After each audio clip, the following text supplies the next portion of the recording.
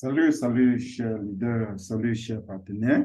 C'est le leader Prince Donald. Aujourd'hui, nous allons voir euh, la différence entre un porte-monnaie centralisé et un porte-monnaie décentralisé. OK? Quand je parle de porte-monnaie, je parle de porte-monnaie digital.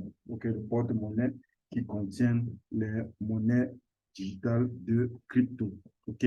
Donc, nous allons voir un résumé. Pour ceux-là qui aimeraient encore avoir plus d'informations et de fonctionnalités qui sont nouveaux, okay, vous pouvez toujours nous contacter dans le lien dans la description juste en bas de cette vidéo. Alors, lançons-nous. Donc, quand je parle de porte-monnaie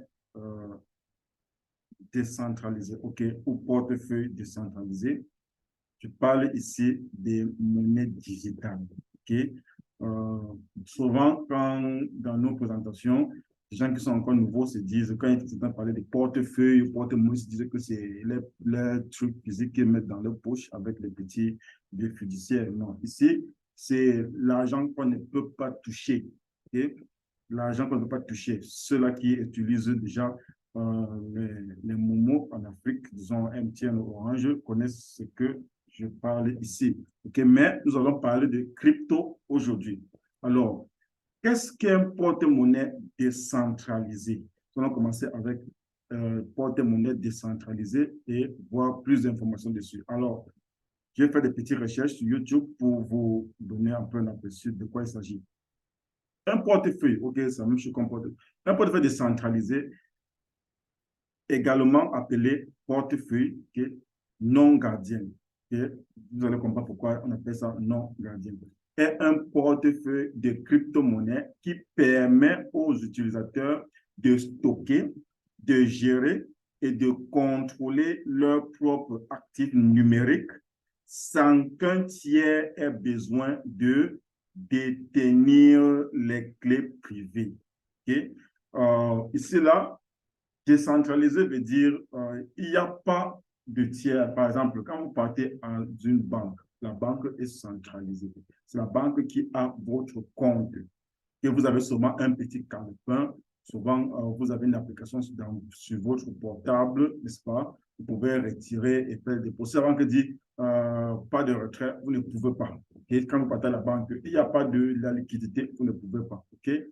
Donc, c'est la banque là-bas qui contrôle votre fonds. Là, c'est le portefeuille centralisé. Nous allons voir ça après la description de portefeuille décentralisé. Donc, portefeuille décentralisé vous dit ici qu'il n'y a pas de tiers, OK, qui a besoin de détenir vos clés privées quand on parle de crypto-monnaie, n'est-ce pas? Quand vous voulez faire des transactions, il n'y a pas de centre officialisé pour approuver, n'est-ce pas, vos transactions d'un porte de quelqu'un à l'autre. Okay? Allons sur cette astuce-ci. Donc, continuons à propos de là. C'est quoi une banque décentralisée? Okay? Nous allons vu c'est quoi un portefeuille décentralisé. Okay? Décentralisé veut dire personne d'autre n'a accès à vos clés privées, personne d'autre n'approuve, n'est-ce pas, les transactions que vous faites. Elle est autonome et elle ne demande pas un tiers, n'est-ce pas? Alors que voici, c'est quoi une banque décentralisée? Cette infrastructure de finances décentralisée recouvre un ensemble d'applications dédiées, okay, appelées DApp, n'est-ce pas, qui proposent différents services aux particuliers et aux entreprises. Obtention de prêts, okay, par exemple, obtention de prêts, okay, transfert d'argent, n'est-ce pas, dans le monde entier, placement d'épargne ou bourse, okay, ou boursière, yield farming, okay, ainsi de suite. Donc, vous voyez que ici, l'entreprise BitBest, okay, fait déjà toutes ces informations-ci, okay, fait toutes ces activités. C'est parce que elles sont une banque décentralisée.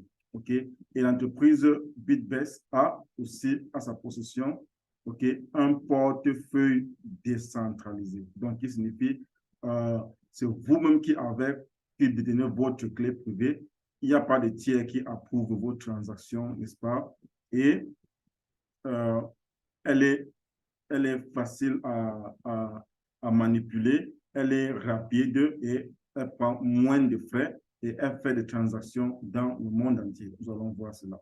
Okay, donc, et aussi en ajoutant sur cela, BitBEX est déjà une banque décentralisée. Pourquoi elle est une banque décentralisée? Parce que, de un, OK, vous pouvez obtenir des prêts à travers l'application décentralisée BitBEX. Vous pouvez transférer de l'argent dans le monde entier, n'est-ce pas, en utilisant l'application BitBEX. Vous pouvez faire des placements d'épargne, OK? Vous pouvez placer votre épargne parce qu'elle est décentralisée. Vous pouvez ouvrir votre application, votre portefeuille BitBEX dans tout portefeuille décentralisé. Par exemple, vous pouvez utiliser votre mot-clé, n'est-ce pas? Et vous partez dans MetaMask ou dans Trust Wallet, OK, ou dans Token Pocket. Vous entrez ce mot-clé et vous aurez accès à vos fonds, OK? Ça marche à 100%, pour ne pas dire à 1000%, n'est-ce pas? Et aussi, vous pouvez utiliser ce portefeuille pour faire des placements, n'est-ce pas, en bourse, OK? Cela est possible à 1000%. Alors, et aussi, le yield farming, c'est la même chose comme le staking. Donc, vous pouvez aussi faire du staking, OK, dans l'application BitBEX, OK, et recevoir vos gains journaliers, OK. Plus d'informations dans ma page YouTube pour les détails de toutes ces informations. Donc, aussi, nous allons voir un peu aussi sur quel est le wallet le plus sûr. Okay? Par exemple, vous vous posez, OK, il y a les porte-monnaies centralisées, il y a les banques qui existent, il y a des monnaies digitales, il y a de wallets, OK, qui existent, ainsi de suite. Maintenant, il y a les échanges centralisés, décentralisés. Maintenant, quel est le wallet le plus sûr? Okay? On s'est indiqué quel est le wallet le plus sécurisé. Le type de portefeuille crypto le plus sécurisé sera le Cold Wallet. Okay? Je vais expliquer. C'est-à-dire un portefeuille physique comme ceux offerts par Ledger, okay? L'entreprise Ledger, Cold Wallet ou encore Trezor. Okay? Un Cold Wallet, je veux expliquer ici, est un portefeuille, n'est-ce pas, qui peut être tenu en même. C'est un peu comme une clé USB, mais ça contient des informations cryptées qui vous donnent uniquement à vous seul, okay, l'accès à votre fonds. Okay? C'est comme si, par exemple, vous avez gardé votre argent dans une clé, vos cryptos dans une clé. Okay? Personne ne peut l'ouvrir à part vous, parce que vous qui avez l'information, okay, à avoir accès à ce code-là, à ce fonds dans cette clé USB, okay, qu'on appelle Cold Wallet, okay, ou Ledger. Okay? Donc, c'est ça la clé la plus sécurisée parce qu'elle n'est pas en ligne. OK, les hackers ne peuvent pas accéder à votre clé, à votre cold wallet. Okay. À part si peut-être vous perdez ou quelqu'un décide de le faire sien, n'est-ce pas, entre guillemets. Donc, à le détenir et aller à introduire peut-être le mot de passe qu'il a pris chez vous, ainsi de suite. Mais tant qu'elle n'est pas connectée à l'Internet et qu'elle est à votre possession, personne dans le monde entier, même le hacker le plus puissant, ne pourra avoir accès. C'est ce qu'on appelle le cold wallet. Alors, voyons voir un peu en détail.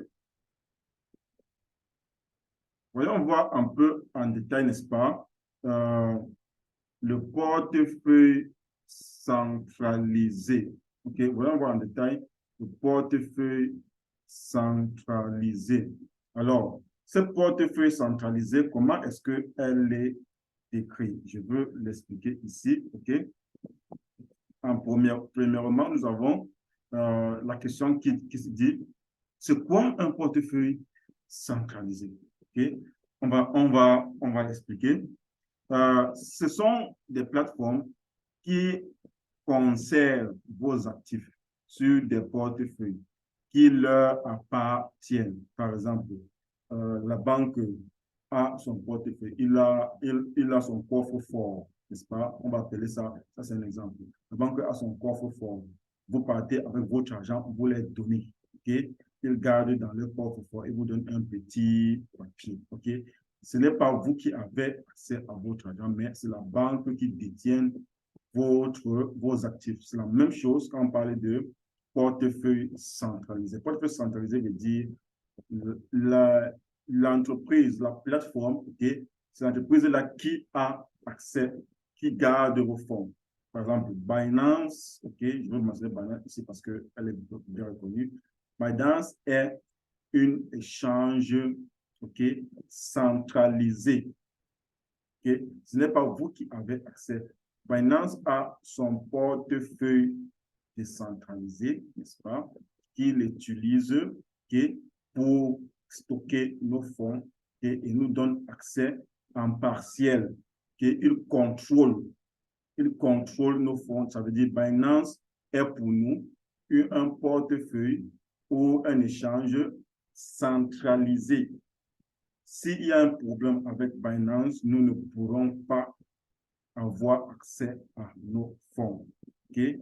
Mais comme elle est robuste et sa liquidité est au-delà de ce que nous pouvons imaginer, alors nous avons très bien confiance qu'elle fera encore du temps sur le marché et elle détiendra toujours sa première place. Alors, BitBest n'est pas décentralisé. OK? BitBest n'est pas décentralisé. BitBest est complètement un système de portefeuille et d'échange décentralisé.